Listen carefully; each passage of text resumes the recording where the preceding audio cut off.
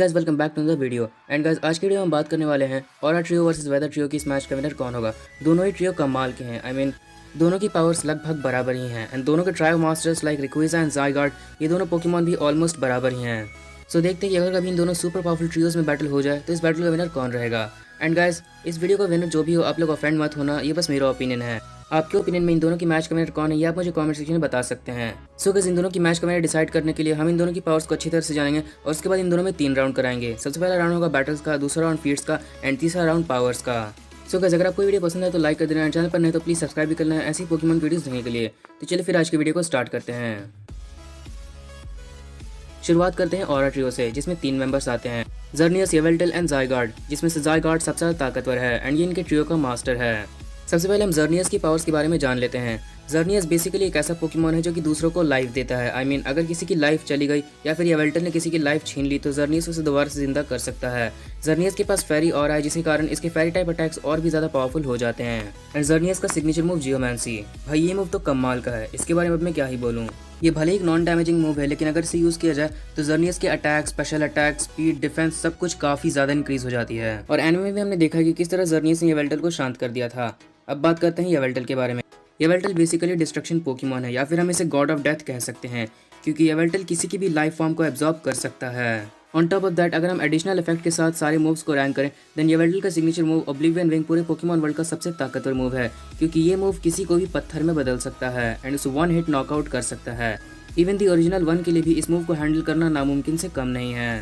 And now finally बात करते हैं ज़ाइगार्ड के बारे में। ज़ाइगार्ड ऑरा ट्रायो का मास्टर है एंड ये पोकेमॉन वर्ल्ड का one of the strongest Pokemon है। ज़ाइगार्ड के मूव्स में आज तक जितनी ताकत हमने देखी है उतनी ताकत आज तक हमने किसी के ही मूव्स में नहीं देखी है।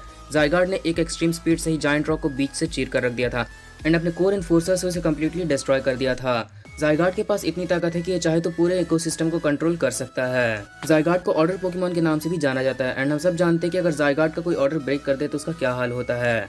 ज़ाइगार्ड को देखा जाए तो फीट्स के मामले में सिर्फ 4 पोकेमॉन ही है जो मात दे सकते हैं, आर्किस, डियाल्गा, पाल्किया एंड अल्ट्रा नेक्रोज़मा। इनके अलावा इसे कोई भी मात नहीं दे सकता क्योंकि ज़ाइगार्ड ने पूरे जायंट रॉक को कम्प्लीटली डिस्ट्रॉय कर दिया था जिसके सामने पूरा कालोस हार गया था और अपनी पावर्स का इस्तेमाल करके सारी की सारी डिस्ट्रक्टिव वाइन्स को वैनिश कर दिया था।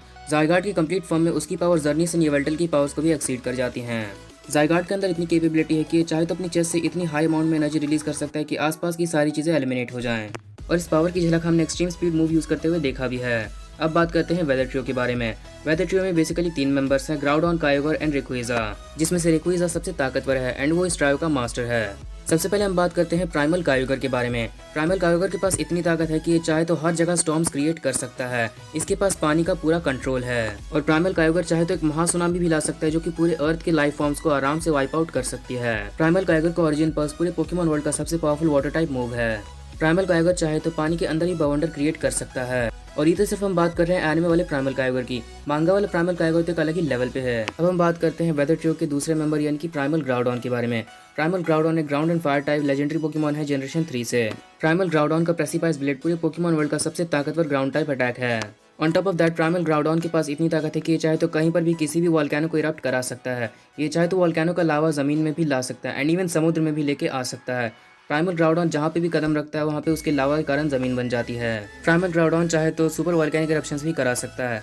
अब फाइनली बात करते हैं वेदर ट्रियो के आखिरी मेंबर यानी कि रिक्विजा के बारे में। रिक्विजा इस ट्रियो का मास्टर है एंड देखा जाए तो रिक्विजा के पास भी काफी सारी पावर्स हैं, जैसे कि ये वेदर को आसानी से मैनिपुलेट कर सकता है या फिर कोई सा ही वेदर कंडीशन अपने अकॉर्डिंग ला सकता है। लेकिन इसकी सबसे बड़ी पावर है पावर ऑफ एटमॉस्फेयर, जिससे ये लगभग किसी पोकेमॉन को हरा सकता है।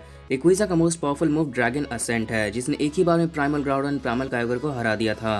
रिक्विजा बिना कोई मेगा स्टोन के मेगा इवॉल्व कर सकता है। ऑन टॉप ऑफ दैट अगर हम मांगा वाले रिक्विजा की बात करें तो उसने तो एक ही ड्रैगन एसेंट से एक पूरे मीटियोर तक को डिस्ट्रॉय कर रखा है। सो गाइस अब हमने इन दोनों ट्रियोज की पावर को जान लिया है। सबसे पहला राउंड आता है बैटल्स का।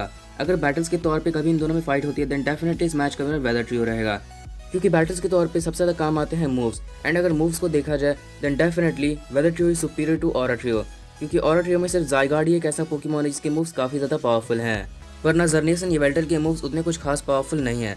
हाँ, येवेल्टल का मूव ओब्लिवियन विंग किसी को भी पत्थर में बदल सकता है लेकिन येवेल्टल के ओब्लिवियन विंग को पिकाचू के थंडर बोल्ट ने ही रोक लिया था। सो अगर कोई पावरफुल स्पेशल अटैक कर दिया जाए देन डेफिनेटली यहाँ पे ओब्लिवियन विंग को रोका जा सकता है या फिर उसके साथ टाई किया जा सकता है। और जर्नियस की बात करी तो जर्नियस बिल्कुल भी अग्रेसिव नहीं है, जबकि प्राइमल ग्राउडॉन प्राइमल कायोगर काफ़ी अग्रेसिव हैं। सो इसीलिए primal Groudon primal Kyogre Xerneas and Yveltal को काफ़ी आराम से हरा देंगे। सो अगर इसमें कोई डाउट नहीं कि दोनों प्राइमर्स जर्नियस एंड येवेल्टल को हरा देंगे, लेकिन जब लास्ट में ज़ाइगार्ड वर्सेस मेगा रेक्विज़ा की बैटल होगी तो मेरे पर्सनल ओपिनियन में इन दोनों की फाइट टाई हो जाएगी, क्योंकि मुझे इन दोनों में कोई भी पावरफुल नहीं लगता है। ज़ाइगार्ड एंड रेक्विज़ा ऑलमोस्ट इक्वली हैं, लेकिन फिर भी देखा जाए तो प्राइमर्स की वजह से ये मैच वेदर ट्रियो जीत जाएगी। नाउ नेक्स्ट राउंड आता है फीट्स का।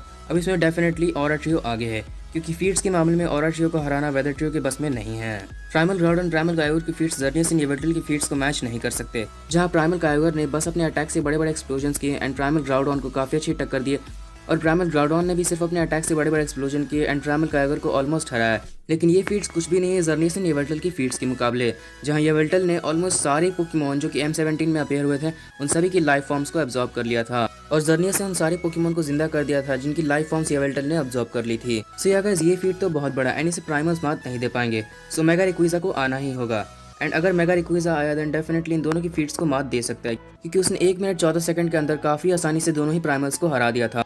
लेकिन अभी भी खेल खत्म नहीं हुआ है। अगर वेदर ट्रियो के मास्टर ने इतना बड़ा फीट हासिल किया तो ऑरा ट्रियो के मास्टर ज़ाइगार्ड ने इससे ही बड़ा फीट हासिल किया। उसने पूरे के पूरे जायंट रॉक को 55 सेकंड्स के अंदर हरा दिया था। गाइस एक थ्योरी लगा के देखा जाए तो डेफिनेटली प्राइमर्स जायंट रॉक से ज़्यादा पावरफुल है, लेकिन फिलहाल के लिए देखा जाए तो एनिमे में जायंट रॉक को ज़्यादा ताकतवर दिखाया गया है। सो इसीलिए फीट्स के मामले में ज़ाइगार्ड रेक्विज़ा से आगे है। सो फीट्स के मामले में मुझे नहीं लगता कि वेदर ट्रियो ऑरा ट्रियो को मात दे पाएगी। सो इस मैच का विनर ऑरा ट्रियो रहेगा। नाउ लास्ट राउंड आता है पावर्स का। एंड अगर हम पावर्स की बात करें तो दोनों ट्रियोस के पास कमाल की पावर्स हैं, लेकिन देखा जाए तो ऑरा ट्रियो के पास एक अलग ही लेवल की पावर है, लाइफ डेथ एंड ऑर्डर की पावर।